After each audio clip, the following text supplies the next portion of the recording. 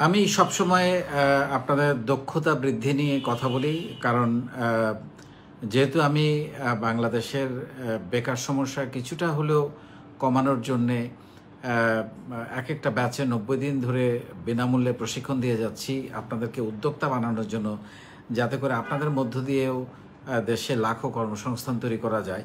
So সেই চিন্তা থেকেই মূলত আ আ দক্ষতা নিয়ে আমার এত কথা। কারণ আপনি এখন চাকরি করেন, ব্যবসা করেন, যেটাই করতে চান না কেন, উদ্যোক্তা হন, আপনার আ আ দক্ষতা লাগবে।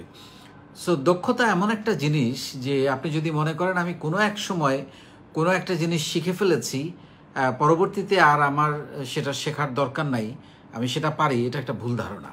কারণ প্রতিনিয়ত প্রতিটা জিনিস আপগ্রেড হয়। নতুন, নতুন জিনিস আসে। সো আপনাকে নতুন, নতুন জিনিস আসে মানে আপনাকে নতুন, নতুন জিনিস শিখতে হবে। তার মানে আপনার এন্টায়ার ক্যারিয়ার লাইফে আপনাকে প্রতিনিয়ত আপনাকে শিখতে হবে, প্রশিক্ষণ নিতে হবে।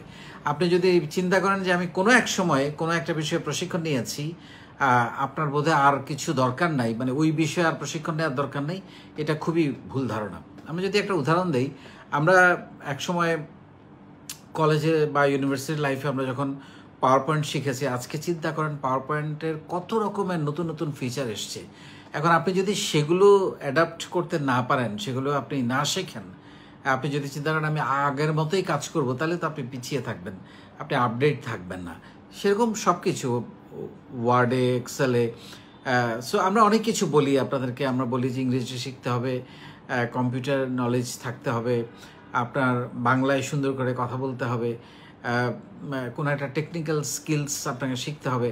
সো যেটাই আসুক না আপনার সামনে, leadership skills, communication skills, emotional intelligence, এরকম অনেক কিছু এখন এসে গেছে যেগুলো আপনাকে শেখা দরকার, প্রতিনিয়ত শেখা দরকার। আপনি এটা কখনো ভাববেন না যে আমার শেখা হয়ে গেছে, কারণ প্রতিনিয়ত নতুন নতুন জিনিস আসছে।